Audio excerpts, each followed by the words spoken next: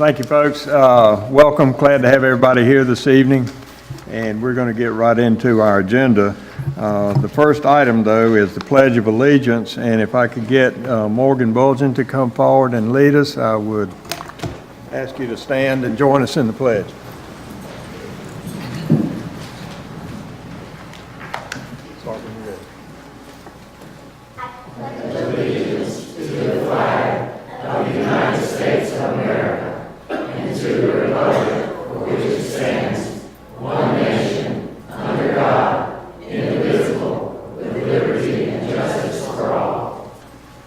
Thank you. Morgan, you just sit right there.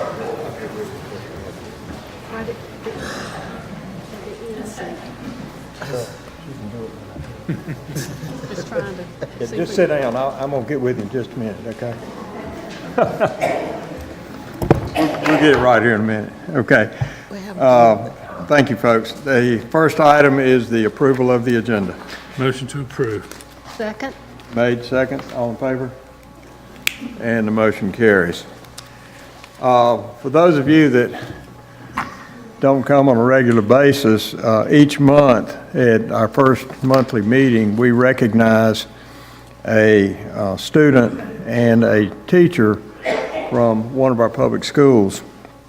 And this month we have those from Wakeland Elementary School. So I'm going to move to this podium and then read a little bit about our recipients.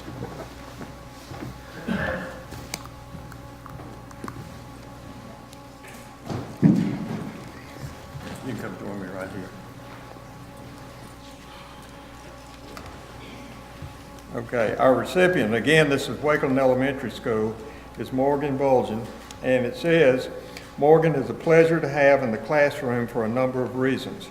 She works hard and does her best every day, both academically and socially. Morgan is always helpful and shows kindness to others. She was recently selected to receive the Character Education Award for Integrity because she always chooses to do what is right, no matter what. She is a leader in the classroom because her classmates know that she is someone, someone who can always be counted on. Morgan's positive attitude shines bright in the classroom. She always greets others with a welcoming smile and seeks out ways to have a positive influence on the school. Morgan volunteers her time during dismissal to help people into the respective cars at the carpool, rain or shine. Her desire to serve others does not go unnoticed, and we appreciate having her as a member of our Wakeland family. Although we will miss having her here next year, we are excited to see all that she has accomplished in her life. Congratulations.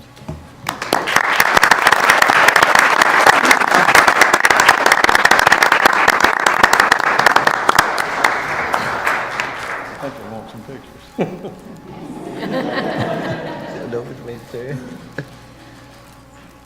Thank you, Mark.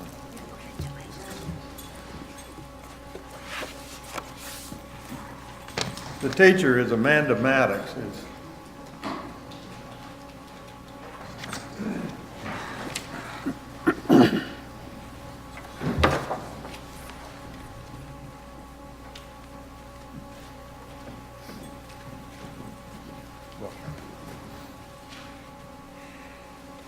Excuse me again. Amanda Maddox is one of the best elementary school teachers in Wake County, and I enthusiastically recommend her for this honor. She is highly intelligent, works well as a team member, and has demonstrated leadership potential. Ms. Maddox has worked at Wakeland Elementary School as a second grade teacher for 5 years. She possesses an exceptional ability to connect with elementary school children. With a firm but friendly demeanor, she manages to keep control in the classroom and present both simple and complex concepts to all levels of students. She has a strong written and verbal skills, and she is both organized and dependable. Ms. Maddox is a well-liked teacher with an understanding of what it takes to motivate students. Her positive attitude translates into a classroom atmosphere of learning and respect. Her 21st century teaching skills are top-notch, and the students in her class continually perform to higher than the district average. Wakeland is grateful to have Ms. Maddox as a member of our school family. and that is by Angela Cooper, principal.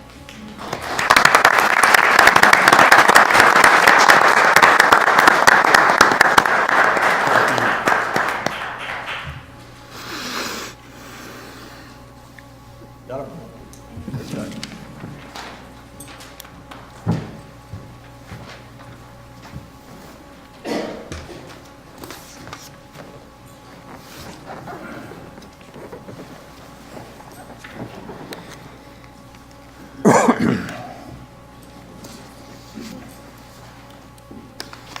Again, we appreciate both of those fine people and all the other teachers we have and students in Zebulon. Now we have the public comment section, which I like to refer to as the open mic. And what we do during this time is allow anyone to sign up. We've had 4 people. They get 3 minutes apiece to speak for whatever's on their mind. Let me warn you, though, that 3 minutes, I'm going to really start calling you down on 3 minutes. It kind of got out of hand a couple of times, and I hate to be rude, but I will be.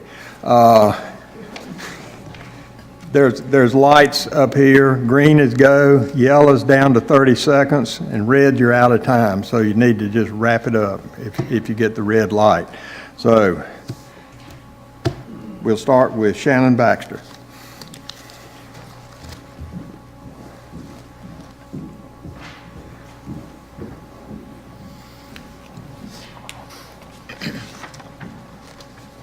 Set my own timer too, because let's face it, I gotta know.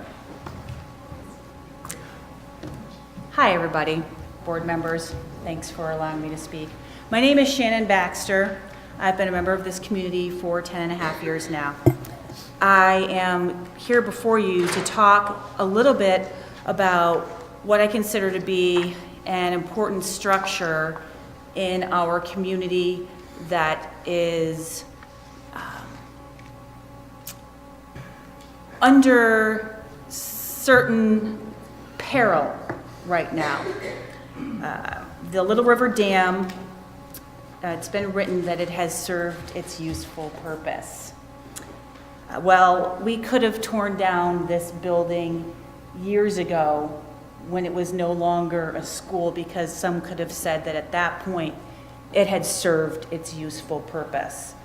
And we stand in this fantastic building right now knowing that indeed there was much more life left in this building than once it had finished being a school. We have had quite an outpouring of citizens who have come before you asking you to consider to rebuild the Little River Dam.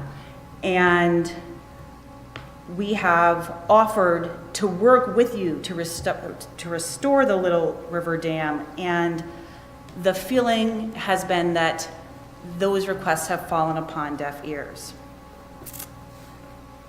To my knowledge, gained through asking the commissioners, the board has refused to consider using FEMA funds to restore the dam. Now, taking a little bit of a look at what was submitted to FEMA, $60,000 of the money is going to go towards constructing a master plan. $60,000. $177,964 towards potties. And $552,000 towards stream restoration. I don't see a whole lot left over in monies to actually do improvements to the park, which is what we were told the alternative use for the FEMA money was going to be used for.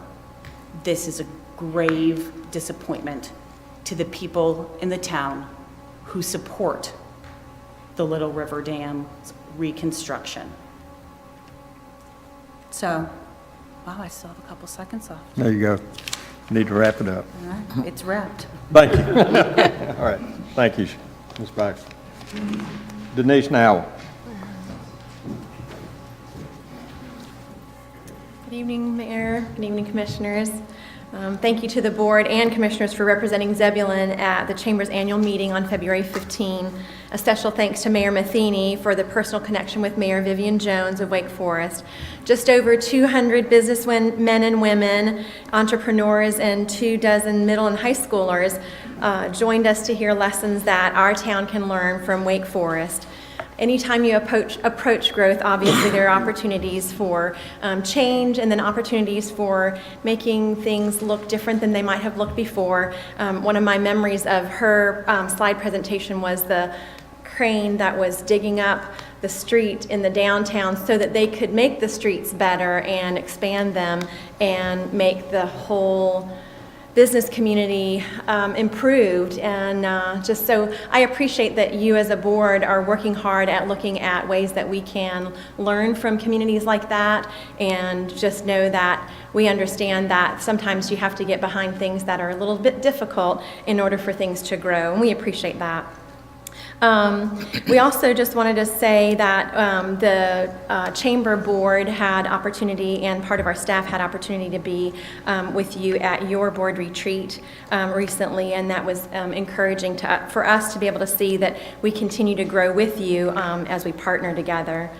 A couple of things that I wanted to share that are byproducts of the annual meeting from a couple of weeks ago that speak to economic development. One was there was a couple that attended that night. They are not yet chamber members. They are new to this community. They moved to Zebulon on purpose about a year ago, and I think they're probably in their 30s with small kids. And they came with another business partner to my office to actually sit down and talk about starting a business in the downtown. They're very excited. Another thing that I feel like is important to just share, ZDAC, the Zebulon Downtown Arts Council, that I think you might hear from this evening as well, they're so committed to what's going on in the downtown and this area. So I just want to tell you that I know that you guys are working with them as much as you can, and we appreciate the fact that you guys are doing some of the things that Mayor Vivian Jones talked about, which was a quote by Mara Gast. She's the executive director for the Irving, Texas Convention and Visitors Bureau. She says, "If you build a place where people want to visit, you build a place where people want to live. If you build a place where people want to live, you build a place where people want to work. If you build a place where people want to work, you build a place where business needs to be. And if you build a place where business has to be, you'll build a place where people have to visit." I believe we're headed on that path, and we appreciate the partnership that we have with you guys. And also, thank you to the board for all of the steps that you're walking through. Excuse me, thank you. Thank you. Scott Carpenter.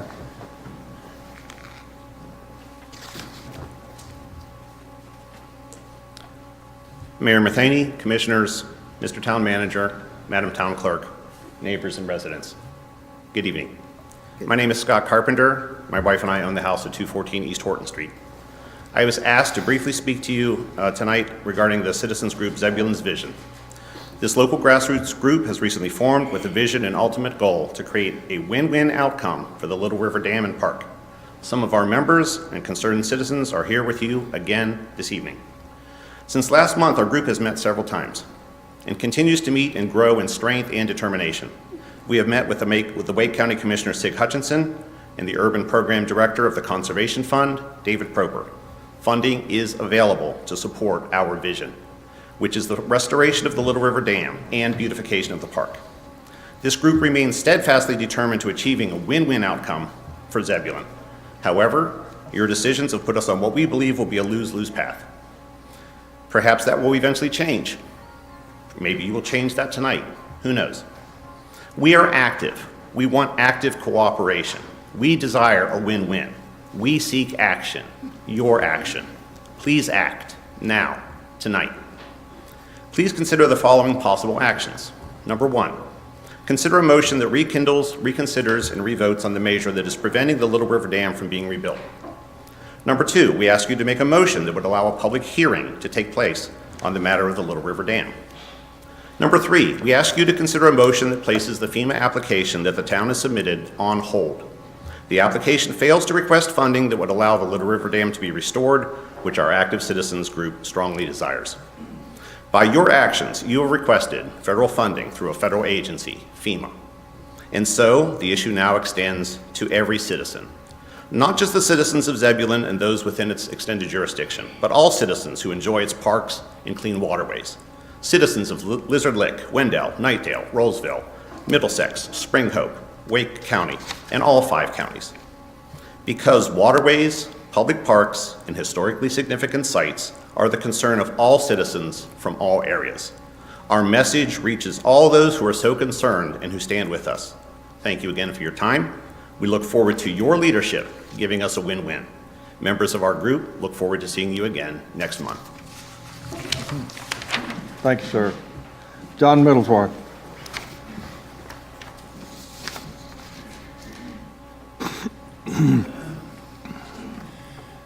Mr. Mayor, council members, I'm looking at a bunch of friends and neighbors, and I really appreciate each of you and your decision-making.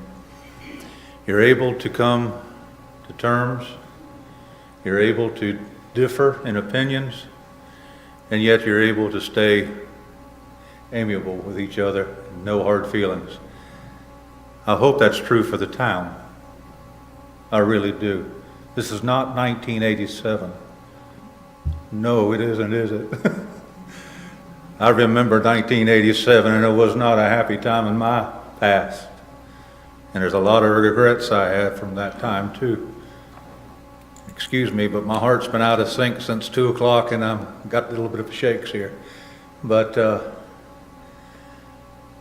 I was down at the park Sunday with my wife. First, we went to Community Park and walked around with the puppies, and then we went down to the Little River. When we pulled in, thank you, whoever's responsible for the split rail fence and taking down the railroad ties that were rotted when we put them in. It's beautiful, and thank you. I saw children playing on the rocks where you couldn't see rocks. Now, when I was taking care of the park, you could see the rocks. You could see every rock in that dam. I did it with an iron rake, a hoe, and a pitchfork.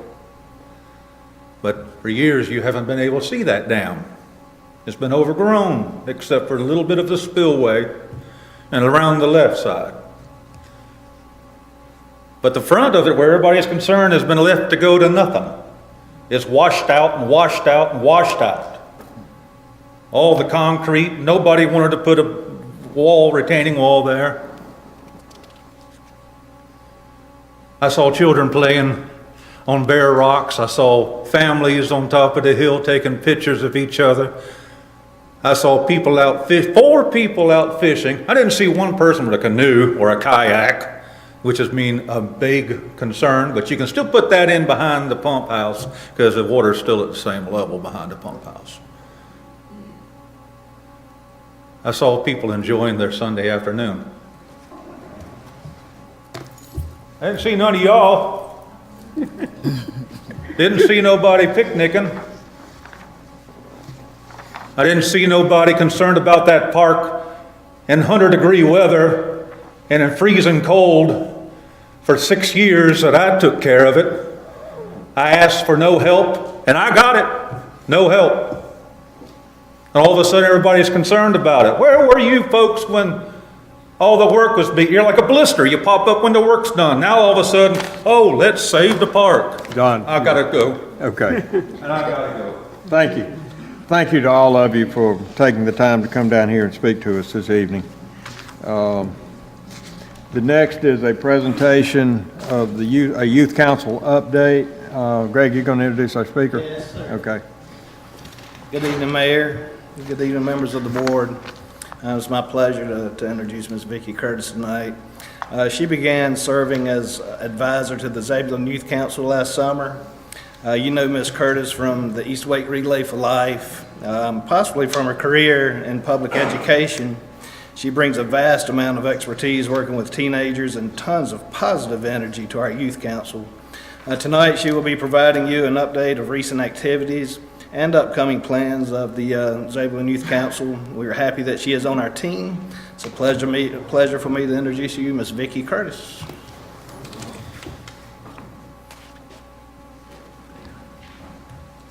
Thank you, Greg. Good evening, Board, and people in the room. I appreciate the opportunity to get to speak to you tonight.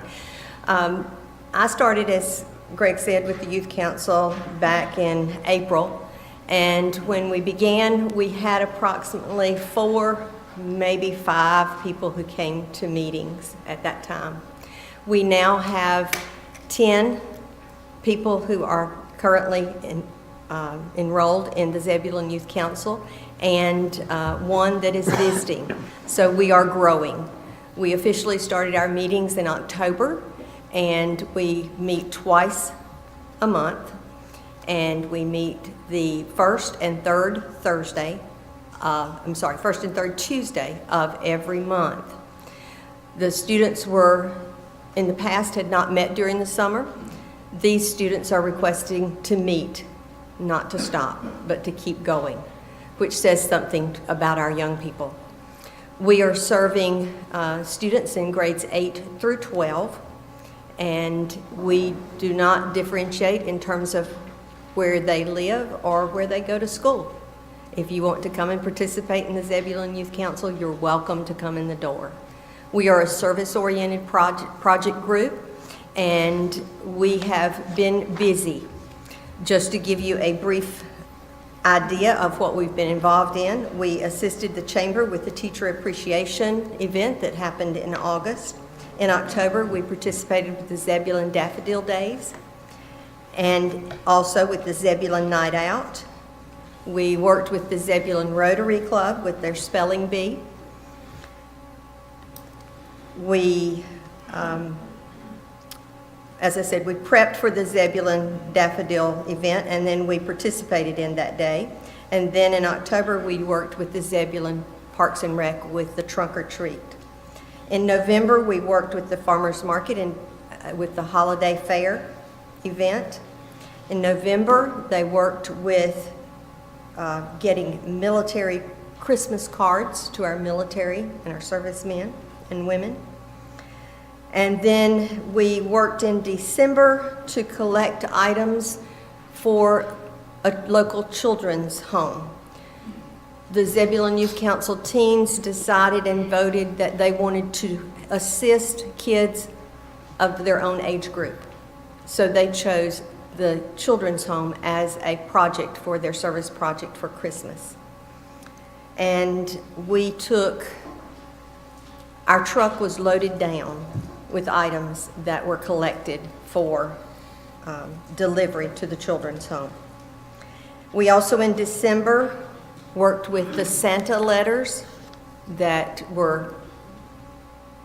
came from the North Pole from Santa to go to the kids who wrote letters to Santa, and we made sure that those letters got to the right address by mailing those. Not only do our students work with organized service projects, but we also encourage them to work on their own and doing independent service projects. They have been involved in assisting with gymnastics camps, with local kids groups, and cleaning churches. They've assisted provided assistance with one of our local Christmas parades. They also had a meeting where they participated in the survey regarding the Little River project and had a special speaker to come out from Site Collaborative to speak to them about that project and then to allow them to provide input from a youth perspective of what they thought that project should look like. I'm pleased to announce that they have chosen to take on a signature event that will become their, hopefully what they'll be most known for. In June of this year, the Zebulon Youth Council will conduct a camp for students ages 4 through 7 that are underprivileged kids and we will be operating a camp called Camp Smiles. It will address reading, coloring, math, and some fun for the kids to participate in. The kids will participate at no cost. We're trying to accomplish donations to run the camp and volunteers to assist with the leadership that needs to take place for that camp. So we're excited about that. Each of you have a brown bag. On one side is clipped my business card. On the other side is a smiley face. This is to help you remember Camp Smiles, because we want to be known for this as other of our service projects, but specifically about Camp Smiles. Inside, you'll find some goodies that will also maybe make you smile. Do you have any questions? Could you, and you may, if you said it, I'm sorry, I That's missed okay. it, but the meeting dates and time? The meetings occur the first and third Tuesday of every month from 7 to 8 And that's at the community at the center? community center. Right, I just wanted our people to be Grades aware of 8 that. through 12. Right, great. Other questions?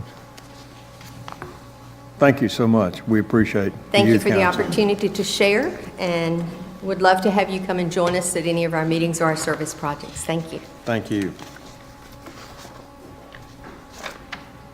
All right, next item is consent agenda. I make a motion, we approve the consent agenda. Second. Motion made, second. All in favor? Motion carries. Thank you. We have an opportunity tonight for several groups have requested funding. We, the town, have a budget of not to exceed $5,000 and no more than $1,000 to any one organization. No decision on that will be made tonight, but this is an opportunity for those groups to speak, and we've had a sign-up sheet. So we'll start with Shannon White with the East Wake Education Foundation.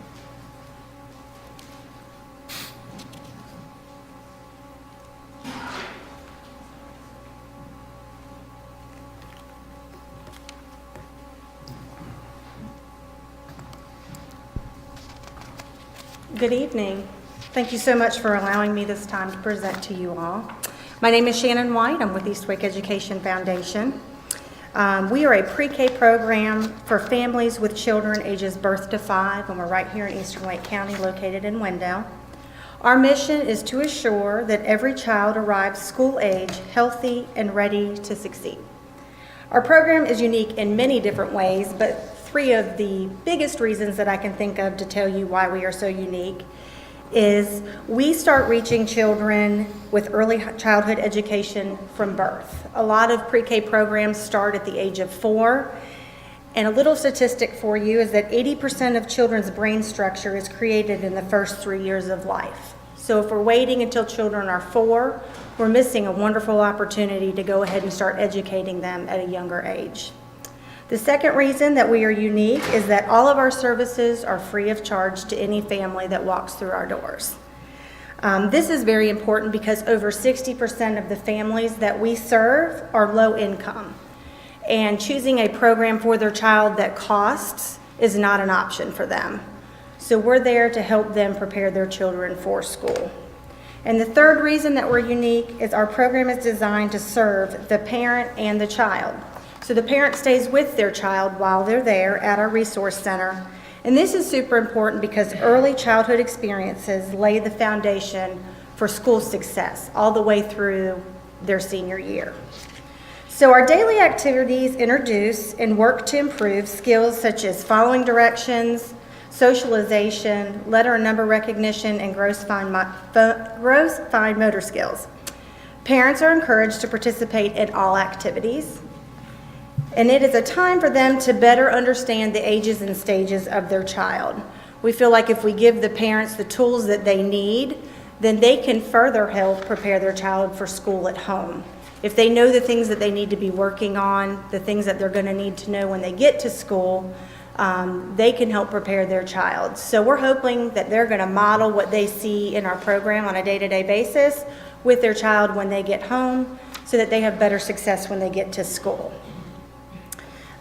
We also offer a preschool class from 9:30 to 10 for children 3 to 5.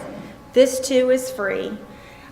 Things that they cover in there are more things that will introduce them to kindergarten readiness activities. So what they talk about in there is a little bit more in depth. They'll talk about the weather, they'll talk about the calendar, letter recognition, counting, cutting, writing their names, and sitting in a circle, which to you and I seems like it wouldn't be a big deal, but for little kids, walking in a line and sitting in a circle is really hard to do. So we teach them how to do that so they're ready to sit when they get to kindergarten. So we are requesting funding, and what we would use that funding for is to purchase supplies needed to run our program on a daily basis. A lot of the things that we do, we need paint, construction paper, glue, googly eyes, stickers, all of those things we need to purchase on a regular basis. And with our numbers continuing to grow, so does our need for those everyday supplies. We would also use some of the funding to help with things like updating our library. We have a small library where parents can check out books or activities to take home with them. We could purchase new curriculum so that we can help educate these children. We can replace things like broken toys or puzzles or any kind of chairs or tables that we need for the resource center. So those are the types of things we would use your funding for. Last year, we served 313 different children and their parents. We had 2,053 visits to our resource center. We have 4 months left in our fiscal year, and we have already exceeded those numbers for this year. So you can see from that growth and the lives that we're touching, it's very important that we are able to continue this program for the people in Eastern Lake County. So I just want to thank you for your consideration for funding our program. We appreciate your past support and hope that you continue to support what we do. Thank you. Thank you, Shannon. Alison Strickland with Interact. See that? Alison Strickland with Interact. Interact, okay. Good evening. I'm Alison Strickland. I live at 236 Liberty Star Road in Rendell. And I am a lifelong resident of the Eastern Wake part of the county. And I work with Interact. Interact is the agency for all of Wake County, the only agency providing comprehensive services to victims of sexual assault and domestic violence. And we say that we are saving lives, rebuilding lives, and securing safer futures for these families. I think many of us think that these are not issues that our community faces. But I can tell you now, I have the words to be able to say that the first time I really saw these issues was probably in the halls at East Wake High School. You didn't have to look far to see that these things are happening, and they're happening to our young people as well as our neighbors, our family members. Statistically, 1 in 3 women will be a victim of domestic violence or sexual assault at some point in their life. 1 in 3. The good news is that we are a community with solutions. And we're really proud of the services that we are able to provide to all Wake County citizens, as well as the 238 people from the town of Zebulon who we provided support to this past year. And those are just the ones who disclosed their residence. We provide 24-hour crisis line support to people who reach out any time of day and need that. We also provide Wake County's only emergency shelter for women and children who are in imminent danger. We have 45 beds. They're always full, and about 60% of those beds are occupied by children. The really exciting thing that I can tell you, though, is about that if you were to call any domestic violence agency across the country and you said, tell me about your shelter, tell me your success rate, a really good program would tell you that 50 to 60% of those who are in their shelter program go back to an abusive home after completing that program. Interact is really proud to be able to say for the last several years running, over 90% of those who complete our shelter program do not return to a violent home after that stay. And that's not just because Interact has some really great counselors and advocates there to help with individual counseling and case management for children, but it's also because in our center in Raleigh, our Family Safety and Empowerment Center, we try to knit together all the services that we know that families need so they can come to one place and see the support that they need in one location.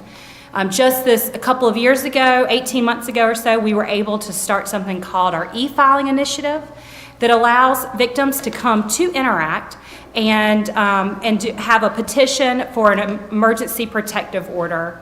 Without ever having to go to the confusion of the Wake County Courthouse, they can come to our center, be wrapped in our services, and actually video conference with a judge and have that order heard and perhaps served right there from the safety of our location. We also operate Wake County, actually the state of North Carolina's only sexual assault forensic exam center that's community-based. And that is an alternative to presenting to an emergency room. And I know that all of us have probably had to experience an emergency room at some point in our life. It's hectic, it's crowded, it's impersonal, and not where you would want your family member to have to go if they've experienced something as horrific as a sexual assault. An alternative, they come to Interact. It's quiet, it's private, they're the only one there, and we can wrap our arms around them and provide that comforting care that they so desperately need during that time. We were so grateful to receive a gift last year. I say a gift, a donation, a grant from the town of Zebulon to provide these critical services to families in need. And with your support again this year, that support will allow us to continue to serve town of Zebulon residents with all the complicated issues that come up when someone is leaving an abusive home. On top of that, we also were privileged to come out and actually do a lot of outreach, specifically in the Eastern Wake community and to Zebulon. We were able to spend some time at the Zebulon Boys and Girls Club, as well as Wake-Lawn Elementary School. We spent some time there with our violence prevention work, which is really important. We will always respond to crisis, but we have to get ahead of that and really put in the prevention work in place to help prevent these problems from ever happening in the first place. We are grateful for the opportunity to speak to you all, and we are grateful to have had your past support, and thank y'all so much. Thank you. We appreciate it. Mary Beth Carpenter, Preservation Zebulon.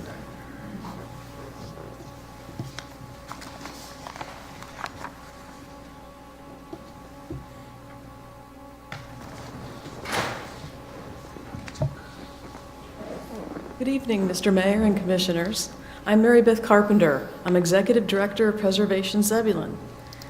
Established in 2016 in your very own downtown, Preservation Zebulon has a mission.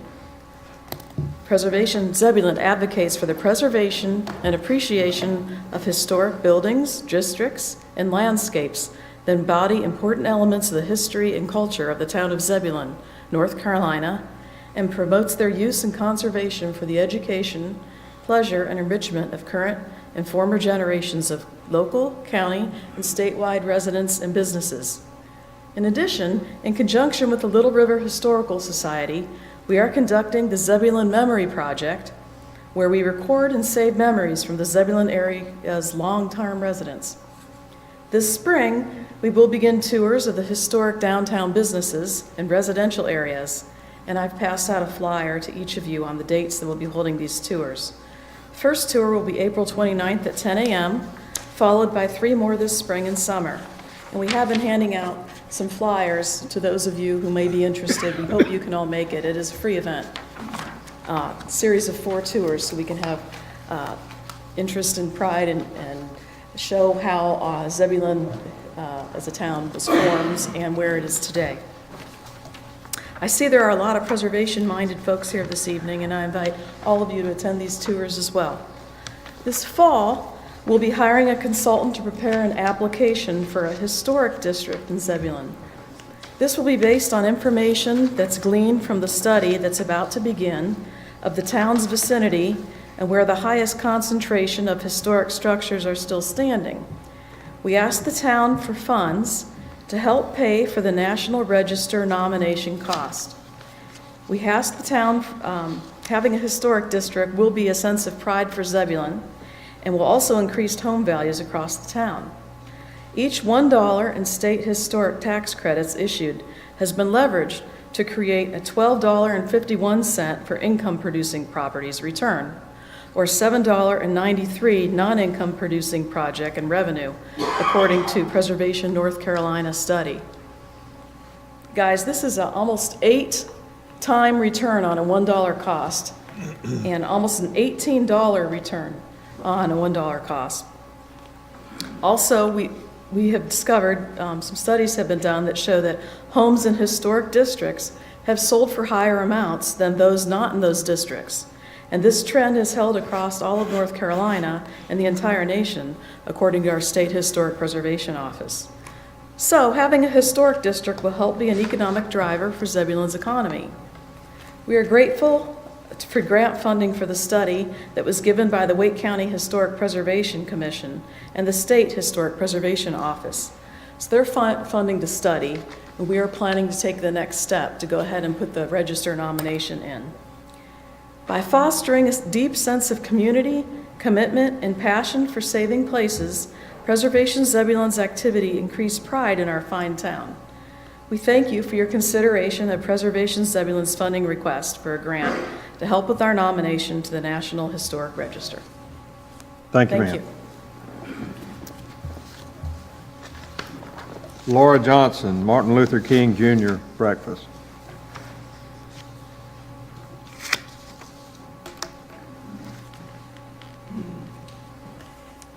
Good evening, Mayor, Commissioners, and other town officials. We've had this breakfast, Martin Luther King breakfast, for the last 12 years, and the breakfast feeds approximately 250 people every year when we do it, and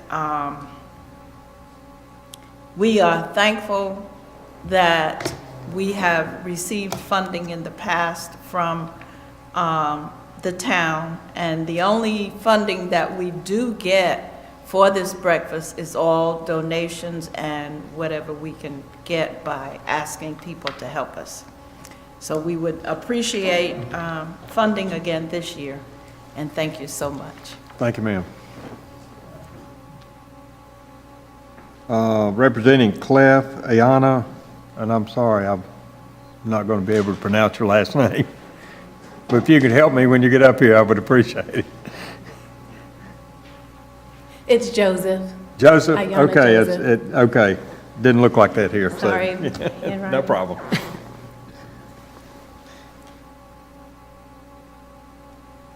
Good evening to you, Mayor Matheny and Commissioners.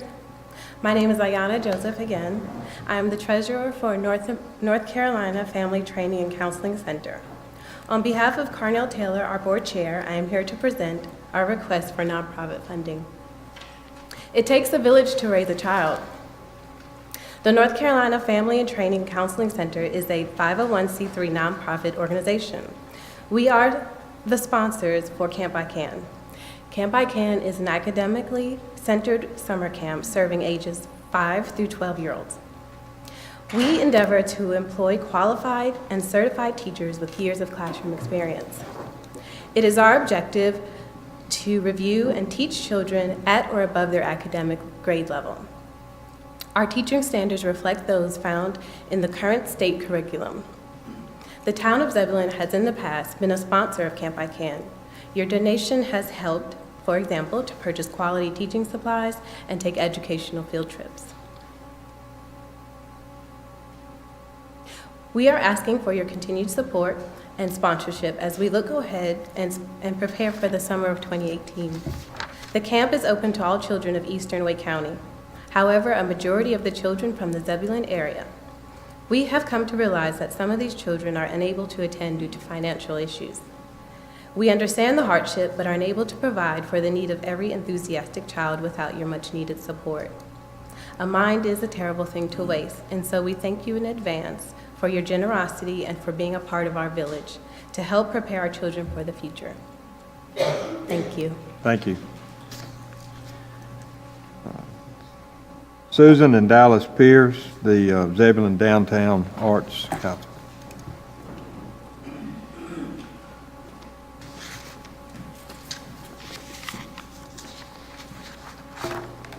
Hey, I'm Susan Pierce. I'm here with my husband Dallas, and we have written a grant on behalf of the Zebulon Downtown Arts Council, better known as ZDAC.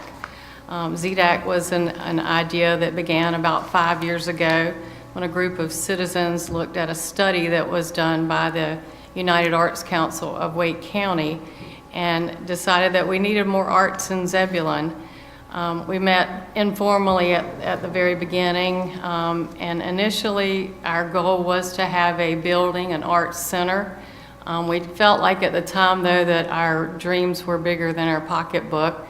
So we took some time and kind of stepped back and talked about what it was we really, really wanted to accomplish here.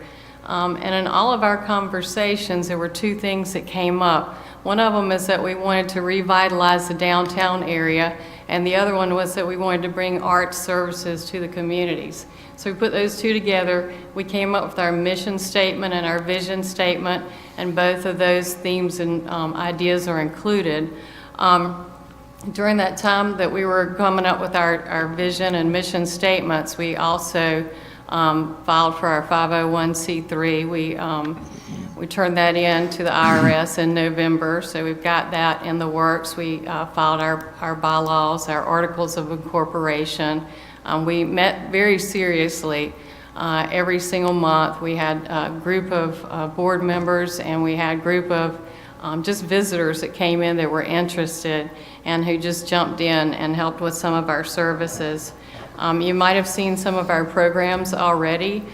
We were visible at the Farm Fresh Market and at the vendor pop-up market and at the holiday market. We were doing arts demonstrations and activities with anybody that wanted to stop by and just do some art with us. We've also partnered with the Miss Zebulon pageant to be able to sponsor an art contest for the little princesses. We've partnered with the chamber for their recognition banquet. We were able to provide the music for the event. We provided that beautiful banner when you came in, and one of our ZDAC supporters photographed everyone that came in. We also, just this past week, in case you haven't noticed, put some art in the town hall lobby area. We were able to frame that, mat that, and hang it up for everyone to see.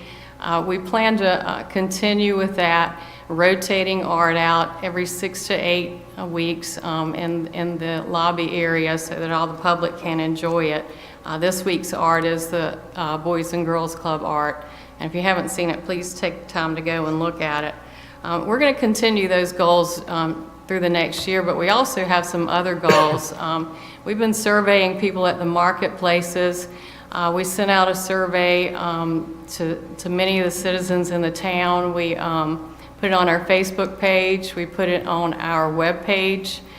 We found that 68 people took the survey, which I thought was a pretty big deal. And we learned from that survey that the people in Zebulon do believe that the arts are vital to revitalization of our downtown area. We also learned that what they want to see is murals, art festivals. They want to see acoustic concerts. They want to take classes in pottery, drawing, painting, and photography without having to leave Zebulon to do so. We spoke just a couple of weeks ago with the United Arts Council of Wake County. They are interested in partnering with us to put a mural in our downtown area. They will be finding a nationally recognized muralist to put the painting up, and we're kind of excited about that. But again, that's just in the beginning stages. You'll notice that some of our Supporters are out here wearing the pink buttons. Some of them have bigger ones and some of them have smaller ones. These are people who have been instrumental in making some of the decisions that we are making in behalf of ZDAC. You'll see that there are a lot of business people, a lot of people that you know personally that have a vested interest in some positive transformation in the downtown area. I've even given Lisa some buttons for you guys so that you can have one tonight. I'd like for you to wear it to the ZDAC events when you come to attend them. We'll be doing receptions and all kinds of things coming up.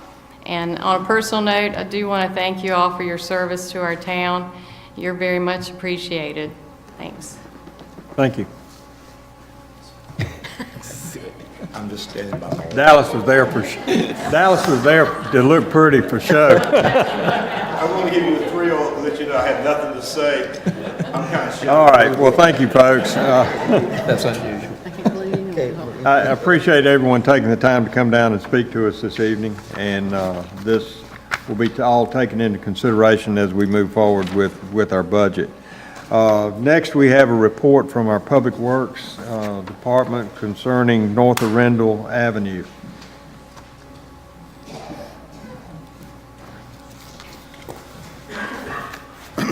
Good evening, Mayor, members of the board. Back on January 24th, we sat and met at a work session and reviewed the plans for the north of Rendell Avenue operational and access plan. Part of those things we discussed some opportunities where the budget has come in over and where we're looking for potential savings. From that meeting, you asked us to go back to Campo and what is one of our grant agencies in NCDOT and see if we could find some other possible savings. A couple of the areas that we went back to look at and addressed with Campo was the elimination of the 5-foot concrete median on Rendell Avenue between Hendricks and Dogwood. Basically, they said the elimination of the median did not meet the safety goals of the grant, so therefore it cannot be eliminated from the project. Second item we spoke with them was about the removal of sidewalks throughout the project and the possibility of moving curb and gutter along the Pierce's Road and Rendell Avenue at the corner of Sheets there. They did say that was a possibility. We went back and made some calculations based on that. The potential savings is $100,920. So there's an opportunity that maybe on bid day, we could recognize that. One thing I would caution you about that is, if we take those savings and stuff, in reality, the only savings we'll be getting is approximately $50,000 because we'd lose 50% funding from Campo. But there is an opportunity there. The third item we took back to them was possibly shortening the scope of work north of Pierce's Road along Rendell. We went back and they talked about if we could prove to them that it did not cause a drop in service level for the intersection, which currently is at a B for the design, that could be accommodated. Our consultant, Jennifer Brandenburg and Volker Engineering, was able to take the traffic data collected from Summit Engineering in March of 2017 and rerun that based on their analysis that we would not see a drop in service level if we were shorten that taper and make the turn lane approximately 50 feet. So we could shorten the project by approximately 100 feet. Overall, it's having pavement savings of approximately $37,000. Again, we'd be ultimately taking a 50% discount on that ultimately. The last item we asked and talked to Campo about was the likelihood of getting a funding greater than 50%. They talked about if that was possible in the process that we'd go through, that would be a appeal to their board for greater funding. They basically had told us that to receive a positive endorsement was highly unlikely because it'd be precedent setting and practices they set before. So in a jest, we can do some savings through sidewalks and curb and gutter. We can do some savings through shortening the taper north of Pierce's Avenue. So I think we've got the information that you want. I'm here tonight to answer any other questions you might have. We have before you and tonight a budget ordinance to recognize some additional engineering funds if you want to move forward. We also have a resolution tonight before you to turn down Campo grant funds if that is your decision. If you have any questions, I'll be glad to help you, answer anything, and Did you ask about modification of the median that might save us some money with a different type? they said, the DOT rep basically said we had to comply to DOT standards, which have a concrete median. They had to be present. We couldn't only, that's the only thing that's allowed. So everywhere they go, they got to have a 5-foot concrete median. 4 or 5 foot, and it can taper down at a turn lane or something if you have some areas, but we'd require to have some sort of median. No, I understand that we're required to have some kind of median. I just wondered if we could modify the type of median and have some savings there. We potentially can look at that. That's the answer that I remember receiving from Jennifer Evans on that. But as we go through the design and continue to work with them, we can always press back on that issue and see if there's other opportunities there. Okay. I realized when I talked with Campo that they said that it was a real long shot to go back in front of the board. They said they had never deviated, but they said that they'd never been asked. It never got to the board, so I don't know if it's worth, asking them or not. I heard what you heard, but I just thought I'd make everyone aware that they had always resolved the issue before it ever went back to the board for any action. So we may want to talk about that a little bit further. I don't know. Well, if you decide to go forward with the project, when the bids come in and stuff, we'll be clearly communicating with Campo, and maybe that's a more appropriate time when we have hard numbers to speak with them if you decide to move forward with this project. The only other comment I'll make is that when I spoke to them, I talked about the sidewalks and the curb and gutter, that by taking them out didn't mean they would never be there, that we could pick them up and cover them under development agreements like we do in subdivisions and that sort of thing. Yes, sir, and that's one of the reasons that they agreed to it. We shared the same information with them, that we felt like as development occurred along the corridor, that we could require them to put that in, and they were a little more receptive when we shared that information. Right. Basically, I just wanted this board to know that. So those are the only comments that I have. I'll ask if anyone else has. Are you talking about 2 sidewalks, Chris, on both sides? Yes, sir. Well, the one on the right, it's almost completed anyway, isn't it? Yes, sir. We'd be only filling in some gaps on the right-hand side. So you're talking about not doing the other one, is that what Right side, not doing the other side. On the left-hand side was predominantly, if you're going north, left-hand side is not complete.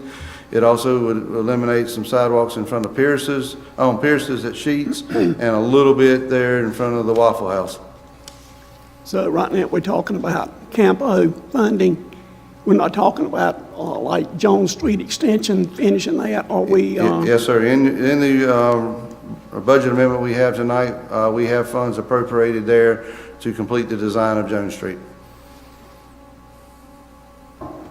Well, what about I see something here on the physical analysis, the environmental survey at Edens, and that's what does that include? I mean, as part of having any federal project and stuff, they require us to do environmental work, and we have tackled phase 1 of that. The federal government has a full long list of endangered species, and you have to have an environmental scientist come through and basically making a statement and say that our project is not going to have an impact on them and stuff. The environmental phase 2 is going to go a little bit farther than that. We're going to be having to do some borings and stuff and make sure, especially because of the fueling stations there with Sheets, Dash In, and Eddings, that none of that fuel has leaked out of their tanks and would contaminate in the area we'd be building construction on. Okay. So it's basically additional insurance to make sure we don't have no contamination. So we're testing in right of way. We're not testing on the Edens property. That is correct. We are in right of way. Yes, sir. Other questions? No, just one comment. The scaling back of this particular project here will accomplish most everything that we are set out to do. That being the double turn on Pierce's Road back onto Rendell Avenue. That is correct. That's the biggest problem that we have in that area right now, as I understand it. Yes, sir, that is it. We are trying to alleviate the stacking on Pierce's by putting a dual left in And right now, we're unable to complete that because of the one lane there in front of Parish Realty and Eddings. This will push this to 2 lanes, allow that two-lane traffic to move on and push more cars through toward the off-ramp. That'll be widened there, correct? Yes, sir. But the deletion of the sidewalks does not affect that one bit. That is correct, sir. No effect. Okay, thank you. Yes, Other sir. questions? Okay, what we're being asked to do tonight is to either approve proceeding with the study, and correct me if I get this wrong, Chris. Okay. Proceed with the study and design, or turn down the whole project and turn the funds back over to Campo. So what's your pleasure? Well, I'll make a motion that we proceed with the, receive the money from Campo and go ahead with the design and engineering of what we've got to have here. Okay. And that's what, Ordinance Ordinance 2018-22. 22, yeah. Right. I'll second that. Got a motion, we have a second. Any other comments or discussion? If not, all in favor? And the motion carries. Thank you, Chris. Thank you, guys. Appreciate it. All right, we had budget comments. No one signed up to speak for that, but as the budget moves forward, we will have other opportunities to come in and speak to us about the budget, but nobody spoke tonight. Police. Who's handling that? Got a wrecked police car.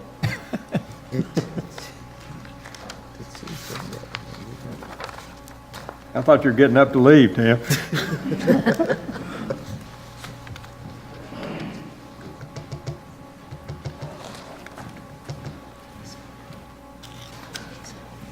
Good evening. Yes, we do have a wrecked police car. Short time ago, we had a police vehicle involved in the collision at Gannon and Rendell. The police car was totaled as a result from that. And the officer was injured, but as most of you know and have asked, he's doing fine. He's actually back to work now. However, it leaves us down a car. So in this particular situation, as we've talked a lot about hot seating police cars, we find ourselves down a car. We have to use our other cars more, run them 12 and 24 hours or 24-hour shifts in a row. So at this point, what we're doing is asking to take the insurance money that we got from the vehicle that was totaled and take that money and hopefully some money for the equipment inside the car. And as you see in your notes, we're asking for a little over $12,000 in equipment from the vehicle. And at this point, the insurance company has indicated to us that they possibly will give us the money for this, but it's a reimbursement sort of program where we have to buy the equipment and then we submit reimbursement to the insurance company, and then they'll reimburse us for that, for those the in-car camera, different sort of equipment that we use in the car. So what we're asking for tonight is to be able to purchase the new police car and use the insurance money and then hopefully get back the money from the equipment. But without that, you know, I couldn't put a guarantee in there that we would get the money from the insurance, but I talked to Bobby, and it's our position that we would either get the money back from the insurance or we would maybe have to seek some other sort of legal action against the owner of the vehicle that was at fault for the accident. What is their reason for hesitancy on the equipment? This is a particular insurance company that we've never dealt with, and what it is the driver of the vehicle did not have insurance, but the owner of the vehicle was a different person's vehicle, and that owner of the vehicle did have insurance. So what we did is we talked with that insurance company, and we've actually had a lot of conversations with them, and I think they've never really dealt with a collision involving a police vehicle. And when you start talking about a police vehicle, you have the original price for the vehicle, and then we have somewhere around $22,000 worth of equipment in that vehicle, and I think they don't really understand that. The adjuster is telling us, sure, once you buy the equipment, you put it in, we're going to reimburse you. But I don't think they're experienced with that, and hopefully as we show that we're buying the equipment, putting it back in the police car, it'll go smoothly, and they'll simply reimburse us for that. I just couldn't, in the memo, and tonight, I just can't guarantee you that they're going to pay that money without some sort of a little bit of a struggle. I believe they will, but regardless of the fact, I still am asking that we be allowed to replace his vehicle and replace the equipment and use the insurance money and then try our best shot at recovering the rest of the money. And I think we have a good chance, but just can't guarantee that. No, I understand that. I'm just a little bit curious as to why they were hesitant, because maybe they thought it was salvageable and reusable or whatever. So anyway, that was... Along that line, I actually personally talked to a person from the insurance company, and they're like, well, is this how it usually works? And we're like, absolutely, we've had this happen before. And, we submit for the damage just like if it was something else that you would damage in your personal vehicle involved in a crash. But it's just, I think the amounts are a lot higher than what they're normally seeing. It's not, something that's in most vehicles, and they've never dealt with a police vehicle. And I think they're just kind of maybe a little bit of just misunderstanding of how it works. But talking to them, they've been very cooperative with us, and they were anxious to get us a settlement on the price of the actual vehicle and get us a reimbursement for that. So I think all of it will go well, but I just wanted you to be aware that there possibly could be a struggle with that part. I understand. I appreciate it. I was curious as to why, but anyway, you've answered. So, other questions from the board? All right, what you're asking for is adoption of ordinance 2018-23. Is there a motion? I move that we adopt ordinance 2018-23. Second. Motion made, second, so. 2 seconds. 2 seconds. Any questions or comments from the board? All in favor? The motion carries. Thank you, Tim. Thank you, sir. Appreciate it. All right, board comments. I'll start with you, Anna Jean, tonight. Any comments? I'd just like to thank everybody who came out tonight, especially the MAK committee. Thank you. Ever? Curtis? No? No. Dale? I don't have no comment. Okay. All right. Joe? The Parks and Rec Department asked me to convey some public service announcements. This Friday is movie night, so come on down to the community center at 7 o'clock and watch Despicable Me. Also, Friday, March 23rd from 5:30 to 7 p.m. at the community center is Pictures with the Easter Bunny. If you show up with a canned food item, you will receive a free 4x6 photo. On Saturday, the 24th, at 10 a.m. sharp, and I'm here to testify sharp because it happens quick. I was warned, and I had to learn the hard way that it happens quick, is the Easter egg hunt on the front lawn right out here in front of Town Hall. Just some administrative details. Our offices will be closed Friday, March 30th, and there's no joint public hearing or work session for the month of March. That's all. Thank you, sir. All right. Is there a motion to adjourn? So moved. And a second? Second. We adjourn.